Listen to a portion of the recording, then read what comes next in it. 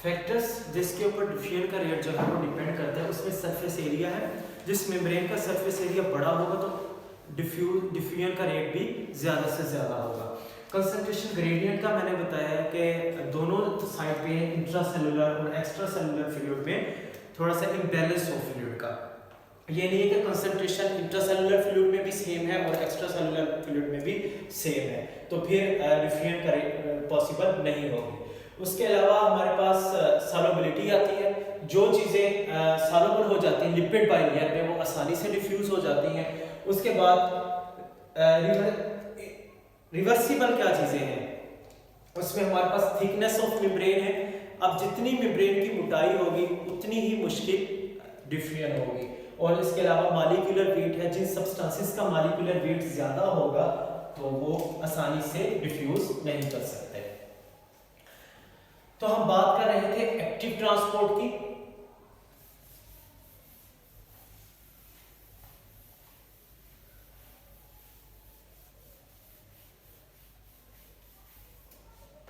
Definition के बाद मैंने आपको बताया कि एक्टिव ट्रांसपोर्ट के लिए हमारे पास स्पेशल जो यूनिवर्सल कैरियर है वो सोडियम, पोटाशियम, एटीपेसेस, ये हमारे पास चैनल्स हैं जो पॉसिबल करवाएंगे ट्रांसपोर्टेशन को। अभी मैं समझाता हूं किस तरह ये होते हैं चैनल मेम्ब्रेन के अंदर।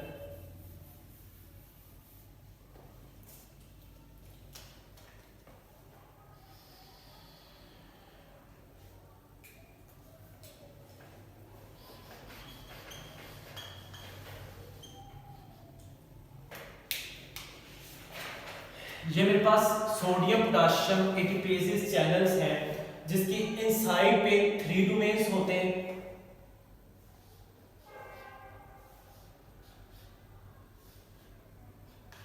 और आउटसाइड 2 डोमेन्स होते हैं।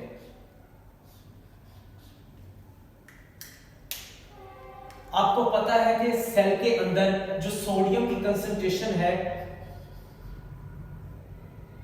वो हमेशा लो रखी जाती है और पोटाशियम को सेल के अंदर भेजा जाता है। सोडियम को बाहर ट्रांसपोर्ट किया जाता है और पोटाशियम को इनसाइड दी सेल ट्रांसपोर्ट किया जाता है। तो इस चैनल की 3 डोमेन्स जो हैं वो इनसाइड दी सेल हैं, इंट्रासेलुलर फ्लूइड में हैं, और जो 2 डोमेन्स हैं वो एक्स्ट्रा सेलुलर फ्लूइड में हैं। तो इनसाइड जो है सोडियम की कंसंट्रेशन को कोशिश की जाएगी कि इसकी कंसंट्रेशन जो है इनसाइड दी सेल कम से कम रखी जाए। अब सोडियम जो है इन डोमेन्स के साथ अटैच होगा और बाहर से पोटाशियम जो एक्स्ट्रा सेलुलर फ्लूइड में ज्यादा पड़ा है उसको सेल के अंदर भेजना है, तो पोटाशियम अटैच होगा। एक अंदर की साइड पे और डोमेन्स भी होगा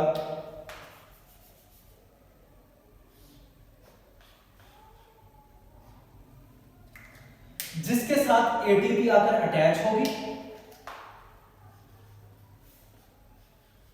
एटीपी अटैच होने के बाद इस डोमेन, ये जो डोमेन है ये इसकी ब्रेकडाउन भी करवाएगा, हाइड्रोलाइसिस भी करवाएगा।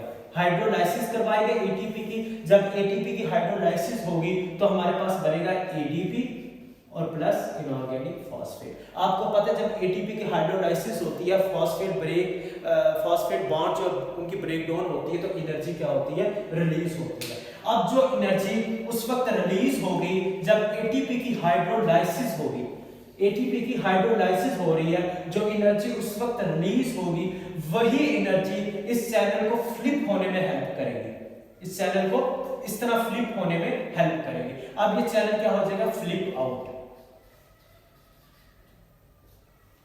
फ्लिप आउट किसकी मदद से, एटीपी की मदद से। अब यहाँ पे हमने एनर्जी इस्तेमाल की है, तो जिस ट्रांसपोर्ट में एनर्जी इस्तेमाल हो अगेंस्ट कंसंट्रेशन ग्रेडियंट चीज जा रही है, अगेंस्ट कंसंट्रेशन ग्रेडियंट। हमें पता है कि सोडियम पहले ही सेल के बाहर ज्यादा है, एक्स्ट्रा सेलुलर फ्लूइड में सोडियम पहले ही ज्यादा है, लेकिन फिर हम सोडियम को अंदर से बाहर की तरफ ला रहे हैं, अगेंस्ट कंसंट्रेशन ग्रेडियंट वो कर रहे हैं हम। तो इसके लिए हमें पता है कि एनर्जी हमने इस्तेमाल करनी है। वो एनर्जी कहाँ से आएगी? जब एटीपी की हाइड्रोलाइसिस होगी, एडीपी प्लस इनऑर्गेनिक फॉस्फेट बनेगा, तो ये जो पूरा सोडियम पोटेशियम एटीपीएस चैनल है इसके 4 डोमेन्स होते हैं। 3 डोमेन्स के साथ 3 सोडियम अटैच होते हैं, जो एक्स्ट्रा सेलुलर फ्लूइड में डोमेन्स होते हैं उसके साथ 2 पोटेशियम अटैच होते हैं। अब जो एटीपी की जब हाइड्रोलाइसिस हुई, जब एनर्जी रिलीज हुई, वही एनर्जी ने इस चैनल को फ्लिप किया।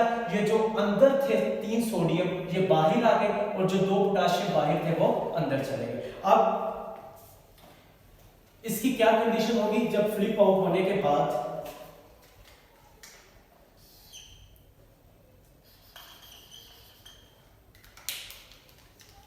ये जो पोटेशियम बाहर था ये अंदर हो गया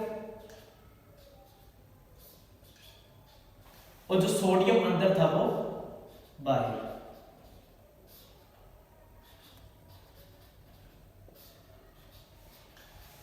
सोडियम जो है वो बाहर चला गया। इस तरह 2 पोटेशियम अंदर, 2 पोटेशियम जो है वो अंदर जा रहे हैं, 2 पोटेशियम इनसाइड और 3 सोडियम जो है वो आउटसाइड।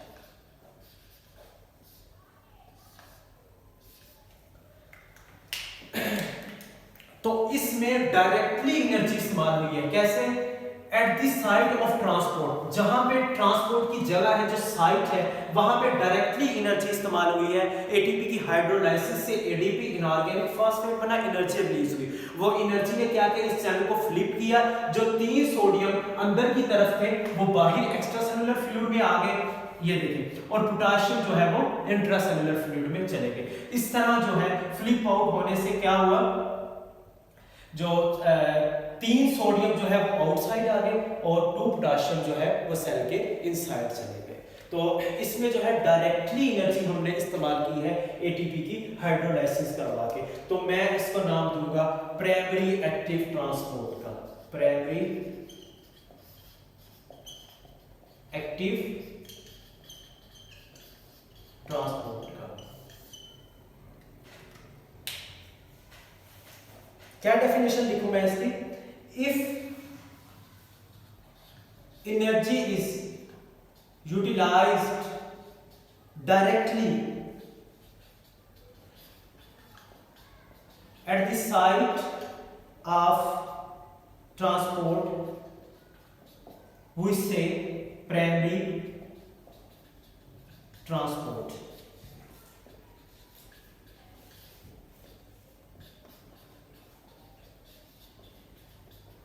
मतलब डायरेक्टली एनर्जी जहां पे इस्तेमाल हो रही हो उसको हम कहेंगे प्राइमरी ट्रांसपोर्ट। और प्राइमरी ट्रांसपोर्ट एक्टिव ट्रांसपोर्ट का हिस्सा है। तो ये एक्टिव ट्रांसपोर्ट हुई है यहाँ पे, जिसको हमने प्राइमरी ट्रांसपोर्ट कहा है क्योंकि उसमें जो है ट्रांसपोर्ट साइड पे डायरेक्टली एनर्जी इस्तेमाल हो रही है। और इसमें जो है एक टाइम पे 3 सोडियम जो है आउटसाइड दी सेल आए और 2 पोटेशियम इनसाइड दी सेल। दरअसल हम सोडियम को जो है वो ज्यादा से ज्यादा सेल से बाहर की तरफ लाते हैं और पोटेशियम को सेल के अंदर लेके जाते हैं। तो ये काम हमारे यूनिवर्सल जो ये प्रोटीन कैरियर है या सोडियम पोटेशियम एटीपीएस चैनल्स हैं ये काम करते हैं प्राइमरी एक्टिव ट्रांसपोर्ट का। तो अब हमें थोड़ी सी सेकेंडरी ट्रांसपोर्ट को भी देखना चाहिए।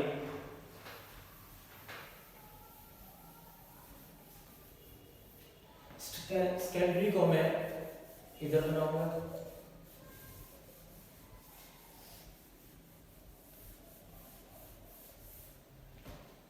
थोड़ा सा सेकेंडरी को भी देखें।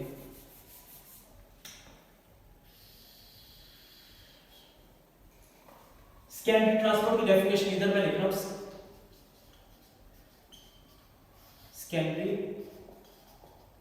Active transport.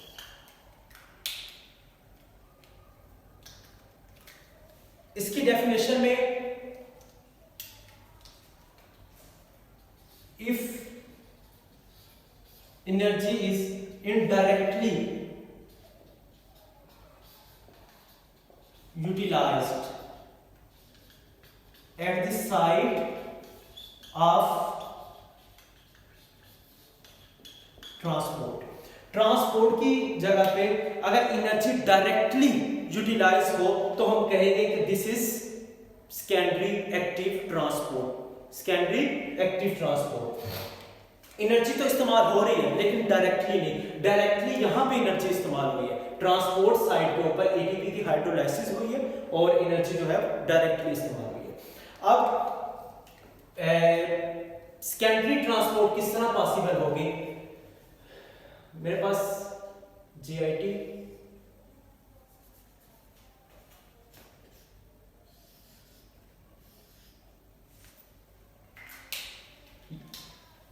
इसके साथ स्पेशलाइज्ड सेल्स होते हैं जो ग्लूकोज को एब्जॉर्ब करते हैं,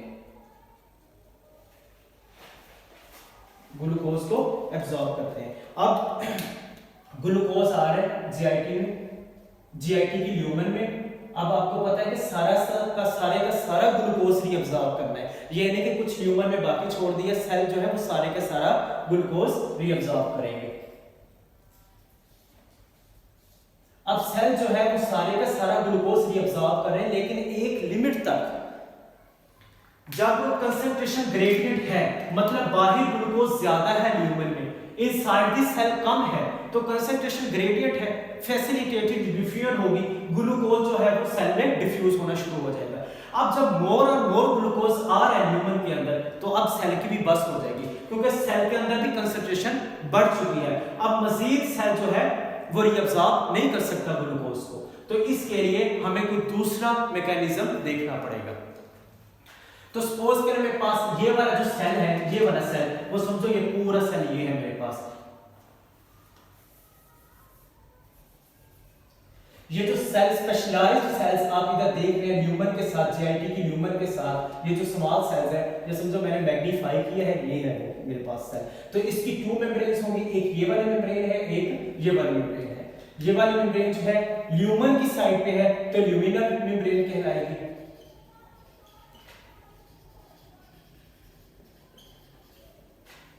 और जो दूसरी मेम्ब्रेन है, ये वाली जो मेम्ब्रेन है, ये बेसोलेटरल मेम्ब्रेन कहलाएगी,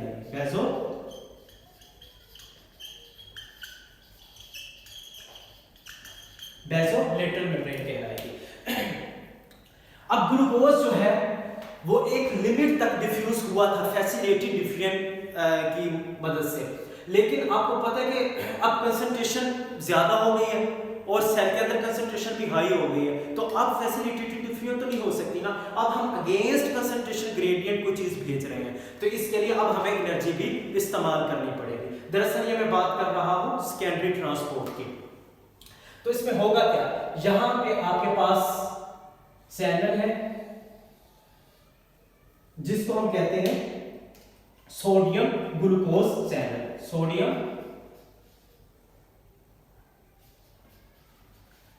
ग्लूकोज चैनल। अब इसके 2 डोमेन्स होते हैं,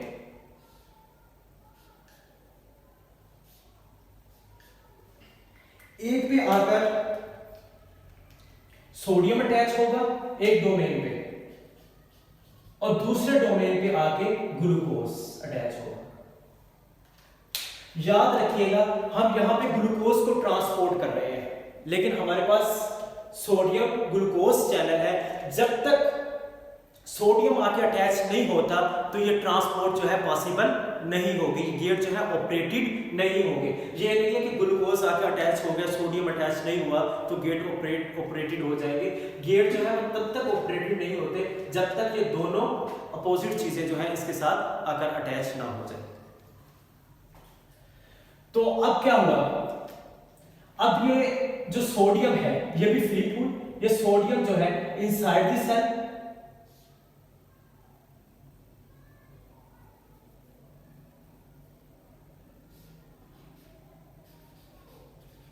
और ग्लूकोज है वो भी इनसाइड द सेल।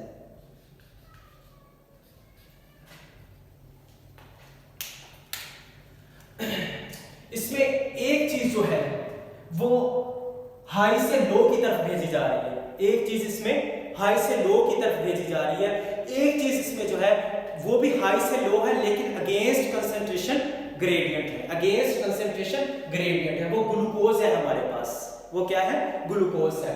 अब सोडियम जो है वो हाई से लो की तरफ आ रहा है, लेकिन ग्लूकोज जो है वो भी हाई से लो की तरफ आ रहा है, लेकिन इसकी कंसंट्रेशन सोडियम के अंदर लो है, सोडियम की कंसंट्रेशन सेल के अंदर लो है। तो सोडियम जो है हाई से लो की तरफ आ रहा है, ये भी जो है हाई से लो की तरफ आ रहा है। लेकिन फर्क इसमें इतना है कि जब सोडियम सेल के अंदर आ रहा है तो सोडियम की कंसंट्रेशन इनसाइड द सेल कम है, तो ये तो फैसिलिटी डिफ्यूजन होगी सोडियम की ना, हाई से लो की तरफ आ रहा है, सिंपली डिफ्यूज करके आ रहा है, लेकिन ग्लूकोज तो पहले सेल के अंदर है, फिर भी ग्लूकोज को हम धकेल रहे हैं सेल के अंदर, ये तो अगेंस्ट कंसंट्रेशन ग्रेडियंट होगी।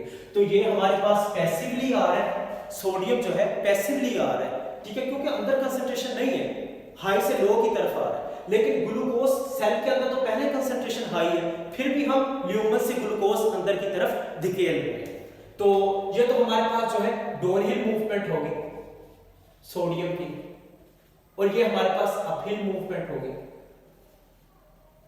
तो इसमें देखें कि दोनों चीजें जो है एक दूसरे के अपोजिट जा रही हैं, दोनों चीजें एक दूसरे के अपोजिट जा रही हैं। अब सोडियम जो है वो फैसिलिटी डिफ्यूजन के जरिए जा रहा है सेल के अंदर, और जो ग्लूकोज है वो एक्टिवली जा रहा है, अगेंस्ट कंसंट्रेशन ग्रेडियंट है। सोडियम तो अगेंस्ट कंसंट्रेशन ग्रेडियंट नहीं है, क्योंकि सोडियम इनसाइड द सेल पहले कम है। क्यों? क्योंकि हम सोडियम पहले ही सेल से बाहर निकाल चुके हैं, मैंने सोडियम जो है पहले ही सेल से बाहर निकाल दिया, तो सेल के अंदर सोडियम की कंसंट्रेशन बहुत लो है, तो इसलिए फैसिलिटी डिफ्यूजन के जरिए सोडियम जो है वो इनसाइड द सेल आ रहा है। मैं पहले निकाल चुका हूं सोडियम सारा सेल से, अब सोडियम जो है वो आ रहा है सेल के अंदर फैसिलिटी डिफ्यूजन के जरिए। लेकिन ग्लूकोज अगेंस्ट कंसंट्रेशन ग्रेडियंट है, पहले ही हाई है सेल के अंदर, फिर भी हम सेल के अंदर उसको ट्रांसपोर्ट कर रहे हैं।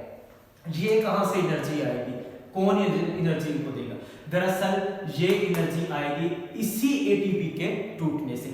जब ये एटीपी टूटा, इसने सारा सोडियम उठा के सेल से बाहर निकाल दिया, तो सेल का सोडियम तो लो हो गया, सेल का सोडियम कम हो गया, तो अब सेल के अंदर सोडियम आएगा हाई से लो की तरफ, और आपको पता है जब चीज कोई हाई से लो की तरफ आती है तो वो एनर्जी रिलीज करती है।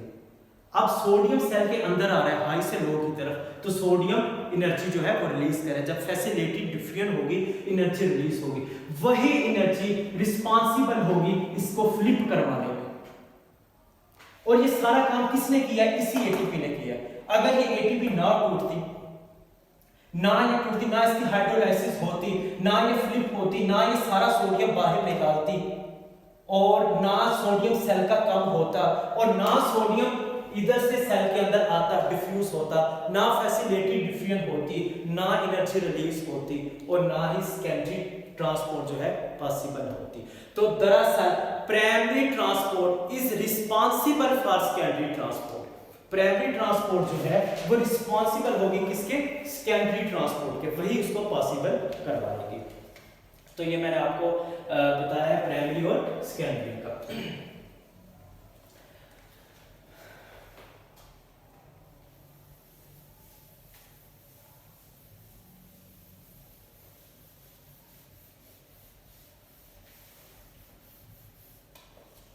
तो मैं यहां पे लिख देता हूं कि primary transport is responsible for the secondary transport. दरअसल प्राइमरी ट्रांसपोर्ट ही जिम्मेदार है सेकेंडरी ट्रांसपोर्ट की। अब मेरे पास जो हमने फैसिलिटी डिफ्यूजन मैंने पढ़ाया आपको, फैसिलिटेटेड डिफ्यूजन पढ़ाया, उसके बाद मैंने एक्टिव ट्रांसपोर्ट आपको बताया और पैसिव ट्रांसपोर्ट बताया।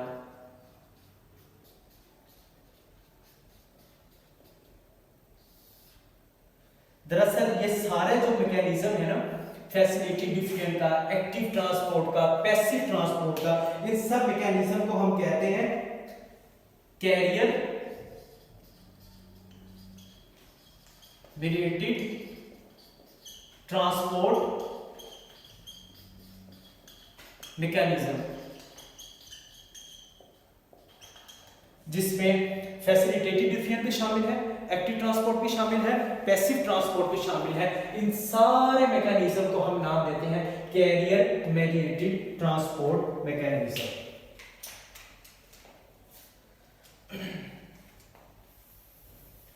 इसके अलावा एक बात मैं आपको ये भी बता दूं कि ये जो कैरियर मेडिएटेड ट्रांसपोर्ट मैकेनिज्म है ना, ये दो चीजों पे भी डिपेंड करता है। एक स्टीरियो स्पेसिफिक,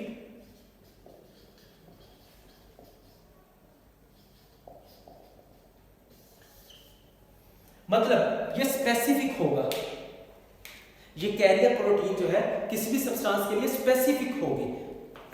कोई भी कैरियर स्पेसिफिक होगा, मतलब अगर ग्लूकोज के लिए है तो ग्लूकोज के लिए स्पेसिफिक है। आपको पता है ग्लूकोज दो टाइप के होते हैं, एक L और एक D। अब जो L के लिए स्पेसिफिक होगा वो L को ही ट्रांसपोर्ट करेगा, ना कि D को। और इसके अलावा ये सैचुरेशन पे भी डिपेंड करता है। सैचुरेशन किसे कहते हैं? दरअसल ये देखें, मैं ग्राफ से शो करवाता हूं आपको। ये मेरे पास ग्लूकोज है और ये टाइम में इधर ले लेता हूं, एक्स एक्सिस पे ग्लूकोज और वाई एक्सिस पे मैंने टाइम लिया। तो सैचुरेशन क्या है दरअसल, अब मैं ग्लूकोज थोड़ा है मेरे पास, है ना, अब एक लिमिट तक ग्लूकोज में ट्रांसपोर्ट किए जा रहा हूं। अब मैंने ग्लूकोज की कंसंट्रेशन जो है वो बढ़ा दी, ग्लूकोज की कंसंट्रेशन बढ़ा दी। पहले तो हाई से लो की तरफ जा रहा है, अब इनसाइड द सेल भी तो कंसंट्रेशन हाई हो रही है ना ग्लूकोज की, इनसाइड द सेल भी। अब मैं यहां से ग्लूकोज भेज रहा हूं, एक लिमिट पे हाई से लो की तरफ जाएगा, जाता रहेगा और सेल भी हाई कंसंट्रेटेड हो जाएगा। अब मजीद तो ग्लूकोज डिफ्यूज नहीं होगा ना, तो मजीद आप बेशक ग्लूकोज डाले जाए वो डिफ्यूज नहीं होगा। क्या होगा, पहले डिफ्यूजन हो रही है, पहले डिफ्यूजन का रेट जा रहा है, हाई जा रहा है, लेकिन उसके बाद जो है ये पैरेलल हो जाएगा एक्स एक्सिस के। बेशक आप जितने मर्जी ग्लूकोज डालते जाएं डिफ्यूजन पॉसिबल नहीं होगी। इसको कहते हैं हम सैचुरेशन, कि एक लिमिट तक डिफ्यूजन का रेट होगा, फिर हमें जो है दूसरा तरीका एक्टिवली ट्रांसपोर्ट करना पड़ेगा, जो मैंने आपको ये बताया। इसके बाद एक और मैकेनिज्म देखें, ये तो हमारे पास मुख्तलिफ गेट्स थे, चैनल्स थे, कैरियर प्रोटीन्स थी जिनके जरिए, और कुछ ट्रांसपोर्ट जो है वो वेसिकल्स के जरिए भी होती है।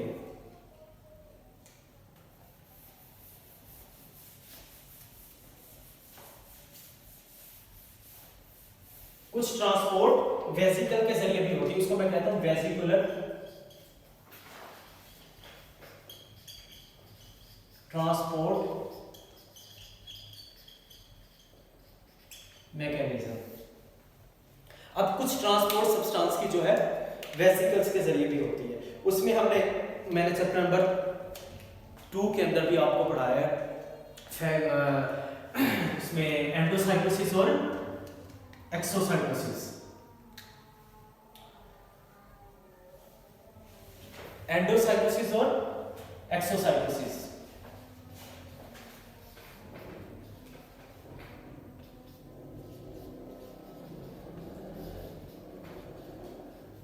ये एंडोसाइटोसिस मैंने बड़ा तफसीली पढ़ाया था कि किस तरह वेसिकल्स की फॉर्मेशन होती है और चीजें जो है वो ट्रांसपोर्ट की जाती हैं। अब मैं फिर इधर बता रहा हूं, देखिए ये मेरे पास एक सेल है,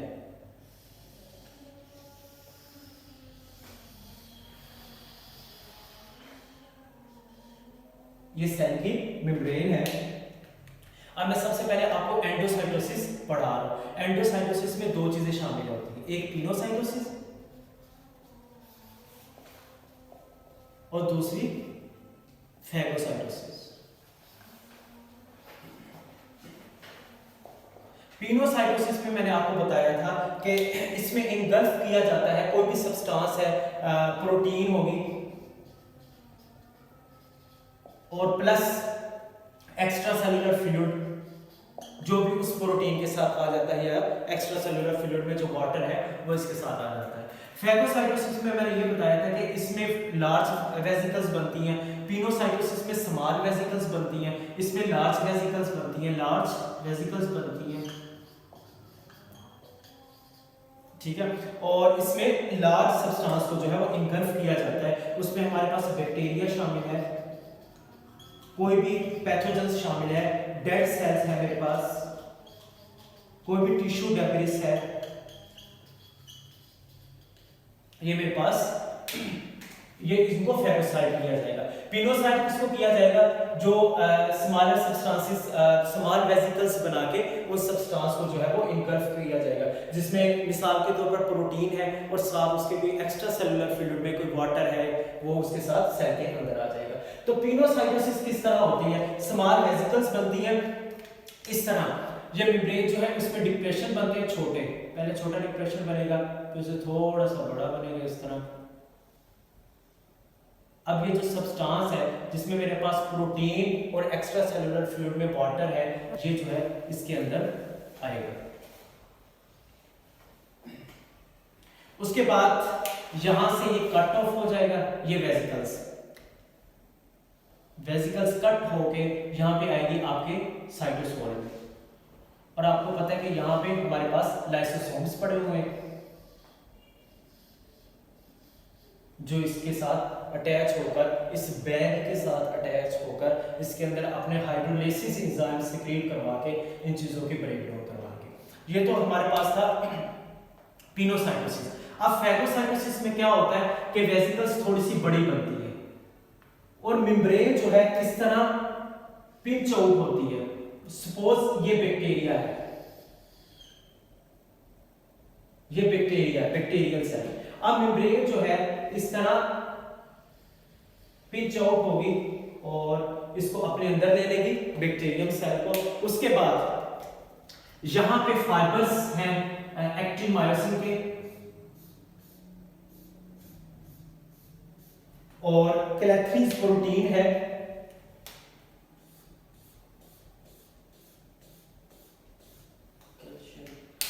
ये क्या करेगी? इसको अब ये पिंच करेगी, इसको इसकी जांच हुआ है कि इसको सेपरेट करेगी इस वेसिकल्स को। अब ये वेसिकल जो है, ये पूरी वेसिकल्स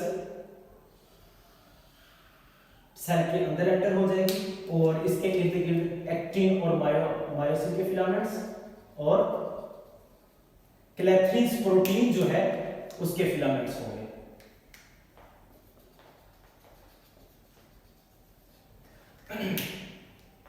तो फिर यहाँ पे हमारे पास लाइसोसोम्स पड़े हैं, वो इस बैग के साथ अटैच होंगे उसके अंदर हाइड्रोलाइसिस एंजाइम्स हैं, इनकी ब्रेकडाउन करवाएंगे, ब्रेकडाउन करवा के पोर्स के जरिए इनको जो है वो बाहर निकाल देंगे जो भी रेसिड्यू बचा। इसके बाद हमारे पास एक स्पेशल टाइप के रिसेप्टर्स मेम्ब्रेन के अंदर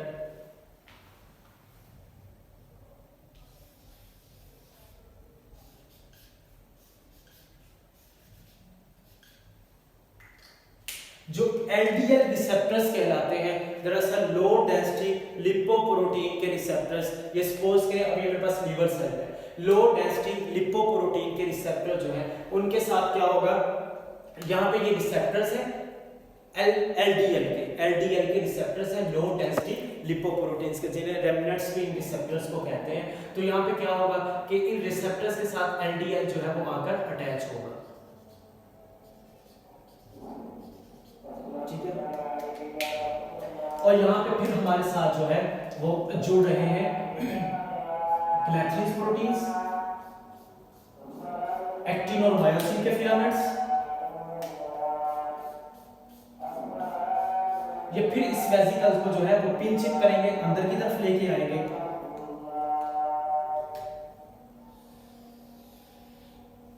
और रिसेप्टर समेत ये सारी वेसिकल जो है वो अंदर आ जाएगी।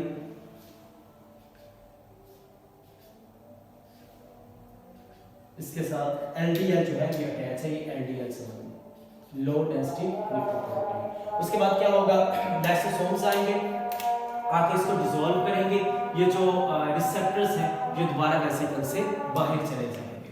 तो ये हमारे पास क्या थी, पिनोसाइटोसिस। और फैगोसाइटोसिस बताया। अब एक्सोसाइटोसिस को आपको पता है कि वो जो चीज़ें बनती हैं सेल के अंदर, उसको सेल के बाहर अगर ट्रांसपोर्ट करना हो तो उसको एक्सोसाइटोसिस कहते हैं। वो कोई भी स्टिमुलस आएगा, सपोज किया वो कैल्शियम का स्टिमुलस है, कैल्शियम का स्टिमुलस आएगा, वेसिकल्स अंदर तैयार पड़ी होगी, वेसिकल्स अंदर तैयार पड़ी होंगी, सिर्फ वो स्टिमुलस का इंतजार कर रही होगी। कोई स्टिमुलस आता है तो वेसिकल्स आकर मेम्ब्रेन के साथ फ्यूज होंगी और अपना सारा जो सब्सटेंसेस हैं उनको एम्प्टी कर देंगी outside the extra cellular fluid.